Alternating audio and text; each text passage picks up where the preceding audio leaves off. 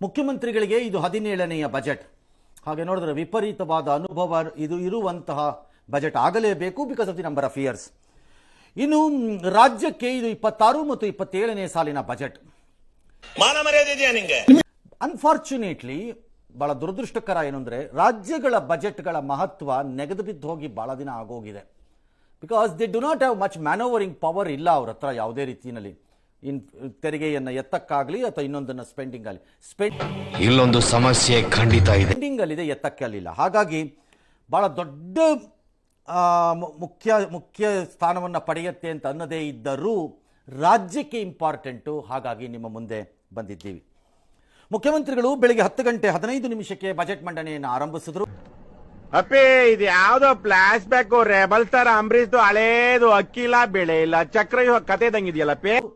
ಅದು ಕಾಕತಾಳೀಯವಾಗಿ ರಾಹುಕಾಲಕ್ಕೆ ಮೊದಲು ಎಂದು ನಾವು ಭಾವಿಸೋಣ.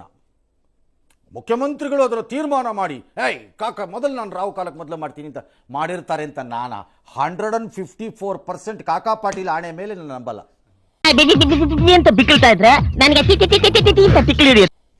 ನಾನು ನಂಬಲ್ಲ. ಅದನ್ನ ಕಾಕತಾಳೀಯವಾಗಿ ಆಗಿರಬೇಕು ಅಂತ ಅನ್ಕೋತೀನಿ. ಇಲ್ದಿದ್ರೆ ಯಾರು ಹೇಳಿ. 3 ಗಂಟೆ 30 ನಿಮಿಷಗಳ ಕಾಲ ಮಾನ್ಯ ಮುಖ್ಯಮಂತ್ರಿಗಳು ನಾನೊಂದ್ಸರಿ ನನಗೆ ಸಿಕ್ಕದಾಗ ಕೇಳಿದ್ದೆ, ಯಾಕೆ ಮಾಡ್ತೀರಿ ಕೆಲಸನ? Who will come and listen to all this? ಇದು ಕೇಳಿಸ್ಕೊತಾ ಕೂತ್ಕೋತಾರೆ. ನೋಡಿ, ಇವತ್ತಿನ ಅವರ ಭಾಷಣದಲ್ಲಿ 3 ಗಂಟೆ 30 ನಿಮಿಷ ಓದವಾಗ ಯು ಆರ್ ನಾಟ್ ಯಂಗ್. ಬಿ ಆ ವಾಯ್ಸಲ್ಲಿ ಆ ಏರಿಳಿತಗಳು ಉತ್ಸಾಹಗಳು ಇರಬೇಕಾದ ಅಬ್ಬರಗಳು ಒತ್ತಡಗಳು ಪದಗಳ ಬಳಕೆ ಬಂದಾಗ ಬಿರಬೇಕಂತ ಸಿಟ್ಟು ಸೆಡವು ಸಂತೋಷ ಸಂಭ್ರಮ ದುಃಖ ಏನೂ ಇರಲ್ಲ. ಹಿಂಗ್ ಬಗ್ಗು ನಿಂತ್ರೆ ತಲೆ ಎತ್ತಕ್ಕಾಗದೆ ಇರೋ ಪರಿಸ್ಥಿತಿ ಅದು. ಯಾಕೆ ಬೇಕದು? ಅದರ ಬದಲು ಒಂದು 15 ನಿಮಿಷದ ಅಬ್ಬರದ ಬಜೆಟ್ ಅನ್ನ ಮಂಡಿಸಿ ಬೇಕಿದ್ದಲ್ಲ ಓದ್ಕೊಳ್ರಿ ಪುಸ್ತಕದಲ್ಲಿ ಅಂತಂದ್ರೆ ಇಟ್ ವಿಲ್ ಬಿ ಎಫೆಕ್ಟಿವ್. ಅದು ಏನ್ಯಾವ 3 ಗಂಟೆ ಓದಿದ್ರು, 2:50ಕ್ಕೆ ಮುಗಿಸಿದ್ರು, ಯಾರ ಓಲೈಕೆನೂ ಇಲ್ಲ ಆರೈಕೆನೂ ಇಲ್ಲ ಅಂತ ಹೇಳಿದ್ರು. ಮೇಲ್ನೋಟಕ್ಕೆ ಈ ಬಜೆಟ್ ಅನ್ನು ಬಹಳ ಸರಳವಾಗಿ ವರ್ಣಿಸಬಹುದು. ಆರ್ಥಿಕವಾಗಿ ಅತ್ಯಂತ ಅಪಾಯಕಾರಿಯಾಗಿ ಕಾಣಿಸ್ತಿದೆ ದೀರ್ಘಕಾಲದ ದೃಷ್ಟಿಕೋನದಿಂದ. ರಾಜಕೀಯವಾಗಿ ಏನೇ ಇರಬಹುದು, ಸಾಮಾಜಿಕವಾಗಿ ಕೊಡಬಹುದಾದನ್ನೆಲ್ಲ ಸರ್ಕಾರಗಳ ರೀತಿ ಅವರು ಕೊಟ್ಕೊಂಡು ಹೋಗಿದ್ದಾರೆ. ಅಲ್ಲೊಂದಿಷ್ಟು ಹೆಚ್ಚು ಇಲ್ಲೊಂದಿಷ್ಟು ಕಡಿಮೆ ಅಷ್ಟೆ. ಈ ಆರ್ಥಿಕ ಪರಿಸ್ಥಿತಿಗೆ ಕಾರಣ ಮುಖ್ಯಮಂತ್ರಿ ಸಿದ್ದರಾಮಯ್ಯ ಅಂತ ನಾನು ಹೇಳೋ ಪರಿಸ್ಥಿತಿನಲ್ಲಿ ಇಲ್ಲ. ಬಿಕಾಸ್ ಇಟ್ ಲುಕ್ಸ್ ಲೈಕ್ ಈ ಗ್ಯಾರಂಟಿ ಸ್ಕೀಮ್ ಅನ್ನ ಡಿಸೈನ್ ಮಾಡಿದ್ದ ನೋಡ್ಲೆ ನನಗ್ ಮೆಸೇಜ್ ಮಾಡಿದ್ದು ನಿಮ್ ದೋಸ್ತರಿಗೆ ತೋರಿಸ್ಬೇಡ ಅಂತ ಗಿರಾಕಿಗಳನ್ನ ಕರ್ಕೊಂಬಂದು KR ಸರ್ಕಲ್ ಅಲ್ಲಿ ಹೊಡಿಬೇಕು. ಈಗ ನಾವು ಅವರಿಂದಾನೇ ಆಗ್ತಾ ಇರೋದು 60,000 ಕೋಟಿ. ಹೇಗೆ ಒಂದು ಇಡೀ ಬಜೆಟ್ ಚಿತ್ರಣವನ್ನು ಪಲ್ಲಟ ಮಾಡಿಬಿಟ್ಟಿದೆ ಅನ್ನೋದನ್ನ ಮುಂದೆ ನನ್ನ ಕೊಲೀಗ್ಸು ಕೇಳ್ತಾ ಹೋದಂಗೆ ಹೇಳ್ತೀನಿ, ಎಕ್ಸ್ಪ್ಲೈನ್ ಮಾಡ್ತೀನಿ ಹೇಗಾಗತ್ತೆ ಅನ್ನಕ್ಕೆ. ನಿಮಗೆ ಹೊಡಿರಿ ಚಪ್ಪಾಳೆ ಹೊಡಿರಿ, ಇದು ನಮ್ಮ ದೇಶ ಅಂದ್ರೆ. That is how today's budget is. ಸರಿ, ಆಲ್ ರೈಟ್. ಸಿದ್ದರಾಮಯ್ಯನವರು ತಂತಿ ಮೇಲಿನ ನಡಿಗೆಯನ್ನು ಅಚ್ಚುಕಟ್ಟಾಗಿ ಮಾಡಿದ್ದಾರೆ. ದೇರ್ ವಾಸ್ ಎ ಎಕ್ಸ್ಪೆಕ್ಟೇಷನ್ ಮುಖ್ಯಮಂತ್ರಿಗಳು ಉಳಿತಾಯ ಬಜೆಟ್ ಅನ್ನು ಮಾಡಬಹುದು ಅಂತ. ನಾನು ಹೇಳ್ತಾ ಇದ್ದೆ ಅದು ಜೋಕ್ ಆಗತ್ತೆ ಅದು ಅಂತ. ಏನು ಅರ್ಥವೇ ಆಗ್ತಿಲ್ವೇ ಈ ಕೇಸು? ಎಳೆ ಮಗು ಆಗಿದ್ದಿದ್ರೆ okay, don't do it, it's not fair. ಅದು ಪುಸ್ತಕಗಳಲ್ಲಿ ಏನು ಬೇಕಾದ್ರೂ ಬರ್ಕೋಬೋದು. ಪ್ರಾಜೆಕ್ಟ್ ರಿಪೋರ್ಟ್ನ ಆಂಟ್ರಪ್ರನರ್ಗಳಾಗಕ್ಕೆ ಅಂದರೆ ಉದ್ಯೋಗದಾತರಾಗಕ್ಕೆ ಯಾರು ಕಂಪನಿಗಳನ್ನ ಸ್ಟಾರ್ಟ್ ಮಾಡುವಾಗ ಬಿಸ್ನೆಸ್ ಸ್ಟಾರ್ಟ್ ಮಾಡುವಾಗ ಎಕ್ಸೆಲ್ ಶೀಟ್ಗಳಲ್ಲಿ ಪ್ರೊಜೆಕ್ಷನ್ಸ್ ಮಾಡ್ಕೊಂಡು ಬರ್ತಾರೆ. ಈ ಬಡತವಿಂದ ದೇಶ ಉದ್ಧಾರ ಆಯ್ತದ? ಎಷ್ಟು ಬೇಕಾದ್ರೂ ಹಾಕೋಬಹುದು ನೀನು. ನಾವು ಪಬ್ಲಿಕ್ ಟಿವಿನ ಸ್ಟಾರ್ಟ್ ಮಾಡೋ ಟೈಮಲ್ಲಿ ನನ್ನ ಜೊತೆ ಪ್ರಾಜೆಕ್ಟ್ ರಿಪೋರ್ಟ್ ಬರೆಯೋಕ್ಕೆ ಕೂತಿದ್ದಂಥ ವ್ಯಕ್ತಿ ನನಗೆ ಅದನ್ನು ಹೇಳಿದ್ರು. ನಾನು 5ನೇ ವರ್ಷಕ್ಕೆ ಬ್ರೇಕ್ ಇವನ್ಗೆ ಬರ್ತೀನಿ ಅಂತಂದಾಗ ಅವ್ರು ನಕ್ಬಿಟ್ರು. ಅದೇನು ಬಿಡಿ ಸರ್, ಎಕ್ಸೆಲ್ ಶೀಟಲ್ಲಿ ಎಷ್ಟು ಬೇಕಾದ್ರೂ ಹಾಕ್ಬೋದು ಅಂತ. 2ನೇ ವರ್ಷಕ್ಕೆ ಹಾಕೋಬೋದು ಸರ್, ಏನೀಗ ಅಂತ ಕೇಳೋನು ಯಾವನು ಅಂತ. ಹಾಗಾಗಬಾರ್ದು ಬಜೆಟ್ಗಳು. Budgets should be a sacrosanct document. ಪವಿತ್ರವಾದಂತಹ ಅದೊಂದು ರೀತಿ ಬೈಬಲ್ಲು ಭಗವದ್ಗೀತೆ ಇದ್ದಂಗೆ ಮುಂದಿನ 1 ವರ್ಷ ಆರ್ಥಿಕ ವಿಚಾರದಲ್ಲಿ ನಮಗದು ಇರಬೇಕು. ಬರೀ ಬುರುಡೆ ಬಿಟ್ಕೊಂಡು ಸುಳ್ಳು ಹೇಳ್ಕೊಂಡು ಪಾಲನೆ ಮಾಡೋಕ್ಕಾಗದೇ ಇರೋದನ್ನೆಲ್ಲ ಹಾಕೋದಲ್ಲ. ಹಾಗಾಗಿ ಉಳಿತಾಯ ಬಜೆಟನ್ನು ಅವ್ರು ಪುಣ್ಯಕ್ಕೆ ಮಾಡಿಲ್ಲ. 4,49,000 ಕೋಟಿ ರೂಪಾಯಿಗಳ ಗಾತ್ರದ ಬಜೆಟ್ ಅನ್ನು ಮಂಡಿಸಿದ್ದಾರೆ. 48,000 ಕೋಟಿ ರೂಪಾಯಿನ ವೆಚ್ಚವನ್ನು ತೋರಿಸ್ತಾ ಇದ್ದಾರೆ. ಅದರಲ್ಲಿ ನಮಸ್ಕಾರ ಅಣ್ಣ ಬಾಸ್, ಈಗಲೂ ಹಂಗೆ ಅಲ್ಲಿ ಈ ಕಡೆ ಹೋಗ್ತಾ ಇದ್ರೆ ಅಣ್ಣ ನಮಸ್ಕಾರ ಅಣ್ಣ ಕಾಣಿಸ್ತಾ ಇದೆ. But there is a serious problem in this budget. Financials ನ ಓದ್ತಾ ಕೂತ್ಕೊಂಡ್ರೆ ಕಾಣಿಸ್ತಾ ಇದೆ. ಅದೇನು ಅಂತ ಆಮೇಲೆ ನೋಡೋಣ. ಒಂದು ಗ್ರೇಟ್ ನ್ಯೂಸ್ ಏನಪ್ಪ ಅಂತಂದರೆ, ಜನಪ್ರಿಯ ಯೋಜನೆಗಳಿಗೆ ಹೋಗಿಲ್ಲ, ಥ್ಯಾಂಕ್ ಗಾಡ್, ಟಚ್ ವುಡ್,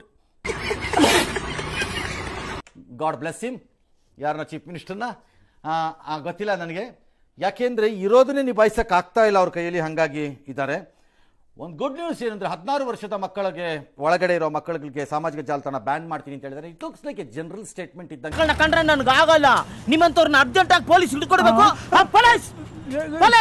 ಇದೆ ಬಿಕಾಸ್ ಗೌರ್ಮೆಂಟ್ ಆಫ್ ಇಂಡಿಯಾ ಕೈಲಿ ಮಾತಾಡಿ ಪ್ಲಾಟ್ಫಾರ್ಮ್ಗಳಿಂದಾನೇ ಅದನ್ನು ಬ್ಯಾನ್ ಆಗೋ ರೀತಿ ನೋಡಿಕೊಂಡ್ರೆ ಬೆಟರೇ ಹೊರತು ಇಲ್ಲಿ ಟೆಂಪರರಿಯಾಗೇನೋ ತಿಪ್ಪೆ ಸಾರಿಸೋ ಥರ ಮಾಡಿದ್ರೆ ಅದು ವರ್ಕೌಟ್ ಆಗ್ಲಿಕ್ಕಿಲ್ವೇನೋ. But still the thought is good, ಒಳ್ಳೇದದು, ಮಾಡಲಿ, ನೋಡೋಣ ಏನು ಮಾಡ್ತಾರೆ ಅಂತ. ಟಕ್ಕಂತ ಹೋಗಬೇಕು ಅನ್ನೋದಾದರೆ ಅದಕ್ಕೆ ಮೊದಲು 3 ಜನ ಮಾತಾಡ್ದಂಗೆ ಕಾಣಿಸ್ತಾ ಇದೆ. ಅವ್ರು ಏನು ಹೇಳಿದ್ದಾರೆ ಅನ್ನೋದನ್ನು ಫಸ್ಟು ಆ 3 ಜನದ ಮಾತ್ರ ನೋಡ್ಬಿಡೋಣ. ನಿಂಗೆ ಒಳ್ಳೇದು ಮಾಡ್ತದ ನಿನ್ ಜನ್ಮಕ್ಕೆ ಹೋಗೋ.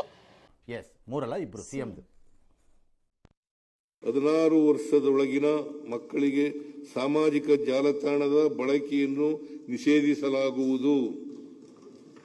16 ವರ್ಷದ ಒಳಗಡೆ ಮೊಬೈಲ್ ಇಟ್ಕೋಬಹುದು, ಬಟ್ ಸೋಷಿಯಲ್ ವಿಷಯ ಅಯ್ಯಯ್ಯೋ ಗುಡ್ಬುಡಿಕೆ ಇಟ್ನಲ್ಲಪ್ಪ ಬಗ್ನಿಗುಟ್ಟು ಮೀಡಿಯಾ ಮಾಡಕ್ಕಾಗಲ್ಲ. ಸೋಷಿಯಲ್ ಮೀಡಿಯಾ ಬ್ಯಾನ್ ಮಾಡ್ತೀವಿ ನಾವು, ಅದಕ್ಕೆ ಫಾರ್ಮುಲೇಟ್ ಮಾಡ್ತೀವಿ ಪ್ರೋಗ್ರಾಮ್ನ. ಆ ಪ್ರೋಗ್ರಾಮ್ ಆದ್ಮೇಲೆ ನಿಮ್ಗೆ ಹೇಳ್ತೀವಿ. 16 ವಯಸ್ಸಿನಕ್ಕಿಂತ ಕಮ್ಮಿ ಇರುವಂಥ ವಯಸ್ಸಿನ ಮಕ್ಕಳಿಗೆ ಸೋಷಿಯಲ್ ಮೀಡಿಯಾ ನಿಷೇಧಿಸೋದು ಒಳ್ಳೇದೇ, ಅದನ್ನು ಸ್ವಾಗತಿಸ್ತೀವಿ. 16 ವರ್ಷದ ಮಕ್ಕಳು ಮೊಬೈಲ್ ಇಟ್ಕೋಬೋದು, ಸೋಷಿಯಲ್ ಮೀಡಿಯಾ ಮಾಡೋಂಗಿಲ್ಲ. ಹಂಗಾಗಲ್ಲ ಸರ್, ಐ ಆಮ್ ಸಾರಿ. ನಾನು ಟೆಕ್ನಾಲಜಿ ಮ್ಯಾನ್ ಅಲ್ಲ, ನನ್ನ ಹತ್ರ ಸೋಷಿಯಲ್ ಮೀಡಿಯಾ ಇಲ್ಲವೂ ಇಲ್ಲ.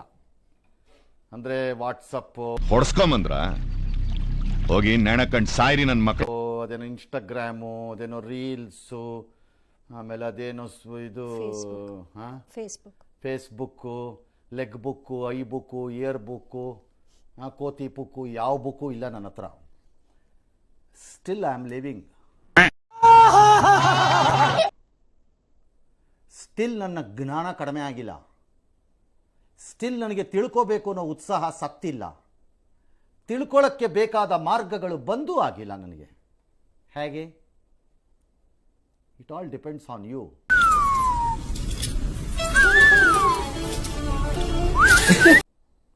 ಅಷ್ಟೇ, ಇಲ್ಲೂ ಅಷ್ಟೇ. ಚೀಫ್ ಮಿನಿಸ್ಟರ್ ಹೇಳ್ತಿದ್ದಾರೆ ಮೊಬೈಲ್ ಇಟ್ಕೋಬೋದು, ಹಂಗಾಗಲ್ಲ. It's not possible. If you want to ban them, log in ಆಗಕ್ಕಾಗಬಾರ್ದು ಅವರು ಸೋಷಿಯಲ್ ಮೀಡಿಯಾ ಒಳಕ್ಕೆ. ದೇರ್ ಅಕೌಂಟ್ಸ್ ಇರ್ಕೂಡ್ದು. ಅದಾಗಬೇಕು ಅಂದರೆ ಯಾಕಿಷ್ಟು ದ್ವೇಷ? ನಾನು ಏನು ತಪ್ಪು ಮಾಡಿದ್ದೀನಿ? ಆಯಾ ಮೊಬೈಲ್ ಆಯಾ ಕಂಪನಿಗಳಿಂದಾನೇ ನೀವು ಮಾಡಬೇಕು, which is Australia has done. Australia ಅದನ್ನು ಮಾಡಿ ಪ್ಯುನಿಟಿವ್ ಮೆಥಡ್ಸ್ ಅಂದರೆ ಫೈನ್ಗಳನ್ನು ಇಟ್ಟಿದ್ದಾರೆ. ಎನಿ ಪ್ಲಾಟ್ಫಾರ್ಮ್ ವಿಚ್ ವಯೋಲೇಟ್ಸ್, ಅದಕ್ಕೆ ದುಡ್ಡು ಫೈನ್ ಕಟ್ಟಬೇಕಾಗಿ ಬರುತ್ತೆ ಆಮೇಲೆ. ಹಾಗಾಗಿ ಅವರಲ್ಲಿ ಬ್ಯಾನ್ ಮಾಡೋಕ್ಕಾಗಿದ್ದಾರೆ. ನೀವು ಹೀಗೆ ಮಾಡ್ಲಿಕ್ಕೆ ಬರಲ್ಲ ಅದನ್ನು. But it's A good thought, ನಾನು ಬ್ಯಾಡ್ ಥಾಟ್ ಅಂತ ಹೇಳಿಲ್ಲ. ರಾಜ್ಯಕ್ಕೆ ಸಾಮಾಜಿಕ ಜಾಲತಾಣವನ್ನು ನಿಷೇಧ ಮಾಡುವ ರೀತಿ ಪ್ಲಾಟ್ಫಾರ್ಮ್ ಲೆವೆಲ್ನಲ್ಲಿ ಅಧಿಕಾರ ಇದೆ ಅಂತ ನಾನು ಪರಿಗಣಿಸಿಲ್ಲ. ಇಲ್ಲವೂ ಇಲ್ಲ. ಫಾರ್ ಎಕ್ಸಾಂಪಲ್, ಒಂದು ವೇಳೆ ನೀವು ಮಾಡಿದ್ರೆ ಕೋರ್ಟ್ಗೆ ಹೋಗಿ ಮಾಡಿಸ್ತಾರೆ. ಇನ್ನು ಅದೆಲ್ಲ ಅಧಿಕಾರ ಕೇಂದ್ರದಲ್ಲಿದೆ. ಮತ್ತು ನರೇಂದ್ರ ಮೋದಿ, ನನ್ನ ಪ್ರಕಾರ ಸಿದ್ದರಾಮಯ್ಯನವರು ಮಾಡಿರಲಿ, ಯಾರು ಮಾಡಿರಲಿ, ಒಳ್ಳೇದು ಅಂತ ಹೇಳಿ ಅವರು ಅದನ್ನು ತರೋದು ಉತ್ತಮ. ನಿನ್ನ ಮಾತು ಕೇಳ್ತಾ ಇದ್ರೆ ಕುಡ್ದಿರೋ ಕಿಕ್ಕೆಲ್ಲ ಇಳ್ತೋಗ್ತಾ ಇದೆಯಲ್ಲ.